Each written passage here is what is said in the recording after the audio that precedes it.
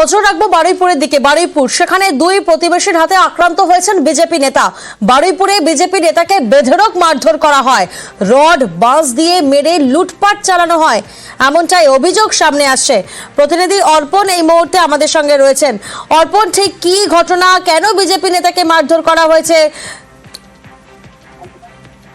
দেখো, এখনো পর্যন্ত বিজেপির তরফ থেকে যেটা জানানো হচ্ছে যে প্রতিবেশীর সঙ্গে দীর্ঘদিন ধরেই এই প্রতিবেশী দুই যুবকের সঙ্গে তাদের একটা সমস্যা চলছিল রাস্তা নিয়ে। আর সেই রাস্তার নিয়ে সমস্যার জন্যই গতকাল রাত্রে তিনি যখন গ্যারেজে যাচ্ছিলেন সেই সময় তার উপরে হামলা চালায় বলে অভিযোগ। বারুইপুর পৌরসভার 15 নম্বর ওয়ার্ডের ঘটনা, এবং যেটা অভিযোগ করছেন গোবিন্দ মন্ডল, তিনি বিজেপির প্রমুখ, এবং তিনি যেটা জানাচ্ছেন যে তাকে শুধু মারধর নয়, তার কাছে যে টাকা ছিল সেই টাকা এবং হাতে সোনার আংটি পর্যন্ত তার থেকে লুট করা হয়। জখম অবস্থা তাকে বারুইপুর মহকুমা হাসপাতাল, সেখানে অবস্থার অবনতি হলে তাকে কলকাতায় পাঠানো হয়েছে, এবং এই ঘটনায় বারুইপুর থানায় লিখিত অভিযোগ দায়ের করা হয়েছে। ঘটনার তদন্ত শুরু করেছে বারুইপুর থানার পুলিশ, তবে এখনো এই ঘটনায় কেউ আটক বা গ্রেপ্তার হয়নি। একেবারেই